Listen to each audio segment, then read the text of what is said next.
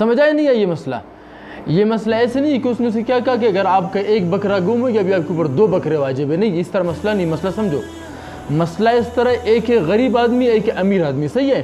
اب دیکھیں غریب آدمی کے اوپر قربانی واجب نہیں ہے، غریب آدمی نے جا کے وہاں سے بکرا خرید کے جب لے آئے، اس نے اپنے اوپر قربانی کو خود واجب کر دیا، اب یہ اس کی قربانی نظر کے حکم ہے کہ اب اس کو پورا کرنا اس کے اوپر کیا واجب ہے۔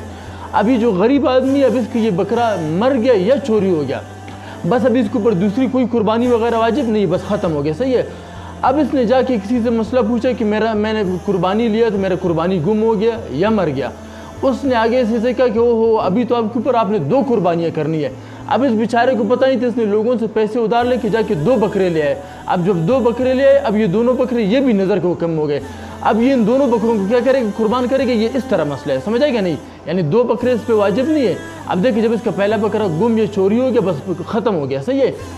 اب اس کو کسی نے کہا کہ ابھی آپ نے 2 بکرے کر رہے ہیں، ابھی جا کے اس نے 2 بکرے لے آئے، اب جو 2 بکرے اور لے آئے اب یہ دونوں بکرے یہ کس کو حکم ہے؟ اب یہ نظر کے حکم ہے، صحیح ہے؟ ان کو یہ پورا کرے گا۔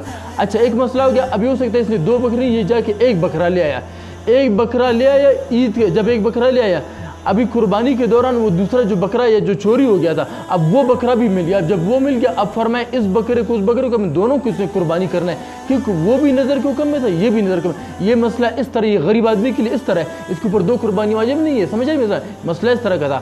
ابھی امیر آدمی ہے، امیر آدمی کس طرح ہے؟ امیر آدمی کے اوپر قربانی کیا ہے؟ واجب ہے۔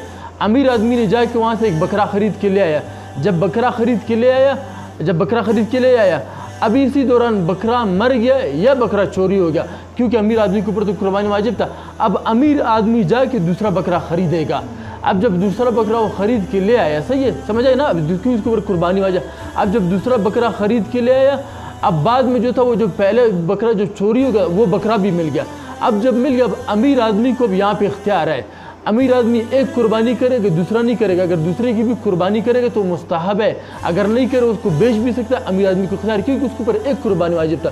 اب غریب آدمی تو اپنے اوپر 2 قربانیاں خود واجب کر لی، سمجھا گیا؟ اس اعتبار سے اگر پہلا بھی مل گیا تو غریب پہلے کی بھی قربانی کرے گا دوسرے کی بھی قربانی کرے گا، کیونکہ وہ بھی اس نے اپنے اوپر واجب کیا، وہ بھی نظر کے حکم میں تھا یہ بھی نظر کے حکم میں تھا۔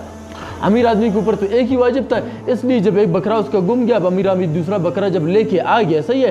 اب اگر پہلا مل گیا اب امیر آدمی کو اختیار ہے کہ ایک کو قربانی کرے یا دونوں کو کرے، غریب کو نہیں، کیونکہ غریب نے پہلے بھی واجب کر لیا اپنے اوپر دوسرا بھی واجب کرے، اس اعتبار سے غریب 2 قربانی کرے گا۔ اگر کسی غریب کا بکرا گم ہو جاتا ہے اب اس کے اوپر 2 قربانیاں کرنا واجب نہیں ہے، سمجھا گیا نہیں؟